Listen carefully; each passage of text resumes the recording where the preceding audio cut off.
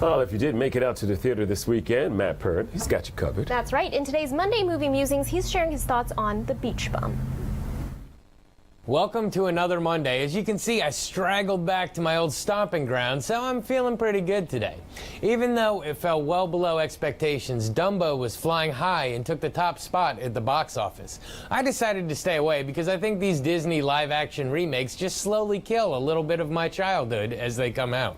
I was going to see Hotel Mumbai since it was showing in Colombia, but then I started to hear about how bad another new release was. I'm always one to find the good in movies, so I was interested in checking it out, especially with a high-quality cast, including Matthew McConaughey, Isla Fisher, Jonah Hill, and several others. I mean, how bad could it be? Well, hold on, because here's my take on The Beach Bum. Our story begins with Moondog, the titular beach bum played by Matthew McConaughey. He is a past well-known poet that spends his days now hanging out in Key West doing absolutely nothing other than what he wants. He spends time with Jimmy Buffett, recites poems, and indulges in anything and everything available or offered. Despite his debaucherous lifestyle, it turns out he is married to Minnie, played by Isla Fisher. She lives in Miami and has a family fortune and spends a lot of time with the family's hip-hop friend Lingerie, played by Snoop Dogg. It turns out that Moondog's daughter is getting married that weekend and his presence is required. Moondog heads back to the mainland for the event, and we see that even with his arrival, his lifestyle doesn't change in the slightest. He still does what he wants when he wants, and despite his beliefs, he still makes some discoveries that disturb him a little.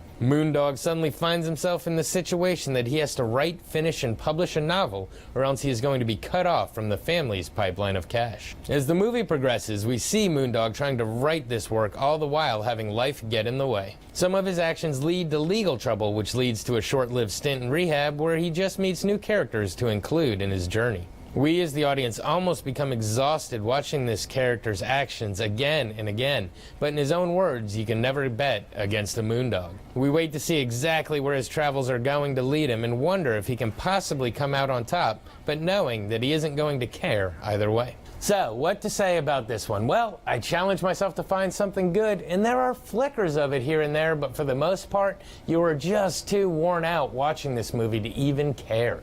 This film was basically exhausting for me to watch. It's like they were redoing The Big Lebowski, but without the charm, humor, or any semblance of a cohesive story.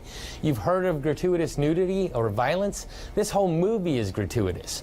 But when you see that it's written and directed by the same guy that wrote Kids, it starts to make a little more sense. For the longest time, you start to think that this must have been the easiest job Matthew McConaughey and Snoop Dogg ever had. I don't know if either of them did any acting. They were just the people that I imagined them being in real life. I kept expecting McConaughey to turn to the camera and be like, well, I'm not in my Lincoln, but I'm glad you're following me around with that camera. This is me, L-I-V-I-N. That's right, living. All right, let's make this into a movie. The movie's only a little over 90 minutes long, but it feels like you were in there forever. I know that there are going to be people that love this film, and it will become a classic for some, but I think they are few and far between. It's one of the first times that I wish I'd gone to a different movie, and if you don't see it, you don't have to worry that you missed anything. This has been your Monday Movie Musing. Back to you. You think you like that one? Strong opinions, that's for sure. Coming up next, Tyler has the last look at the forecast for you. That's right. The news at noon continues in just a moment.